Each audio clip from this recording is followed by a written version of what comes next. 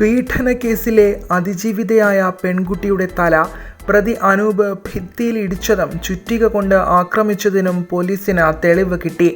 ലഹരിമരുന്ന് കേസിലടക്കം പ്രതിയായ തലയോലപ്പറമ്പ് അനൂപിനെ അന്വേഷണ സംഘം കസ്റ്റഡിയിൽ വാങ്ങി ചോദ്യം ചെയ്തു. പെൺകുട്ടിക്ക് പ്രതി ലഹരിമരുന്ന് നൽകിയതായും സംശയമുണ്ട്.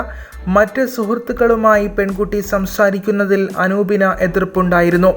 ഇതായിരുന്നു പലപ്പോഴും വഴക്കിനും ഉപദ്രവത്തിനും കാരണം.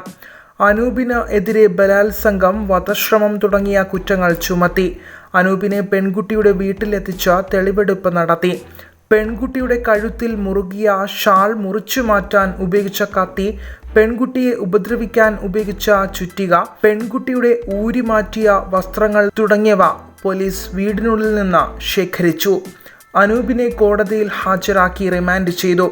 ഗുരുതരമായി പരിക്കേറ്റ പെൺകുട്ടി കൊച്ചിയിലെ സ്വകാര്യ ആശുപത്രിയിൽ അതീവ ഗുരുതരാവസ്ഥയിലാവുകയും തുടർന്ന് മരിക്കുകയും ചെയ്തു. വെന്റിലേറ്ററിന്റെ സഹായത്തോടെയാണ് ജീവൻ നിലനിർത്തി വന്നത്. ശനിയാഴ്ച രാത്രി 10:15 എത്തിയ പ്രതി വീടിനുള്ളിൽ കയറിയപ്പോൾ തന്നെ പെൺകുട്ടിയെ മർദ്ദിച്ചു. പെൺകുട്ടിയെ ലൈംഗികമായി ആക്രമിച്ചതായും പ്രതിയുടെ കുറ്റസമ്മത മൊഴിയിലുണ്ട്. ചുറ്റികയുടെ പിടിഭാഗം കൊണ്ട് മർദ്ദിച്ച ശേഷം തല ഭിത്തിയിൽ ഇടിപ്പിച്ചു. തർക്കം രൂക്ഷമായതോടെ മരിക്കാൻ പോവുകയാണെന്ന് പറഞ്ഞ് പെൺകുട്ടി ഷാൾ കഴുത്തിൽ കുരുക്കി.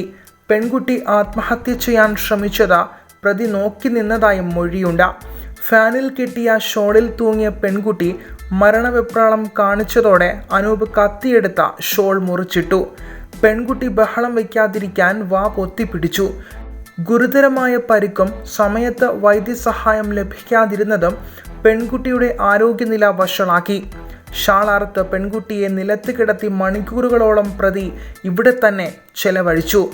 പുലർച്ചെ 4 മണിയോടെ പ്രതി വീടിൻ്റെ പിന്നിലെ വാതിൽ തുറന്നു. മതിൽ ചാടിപ്പോയി.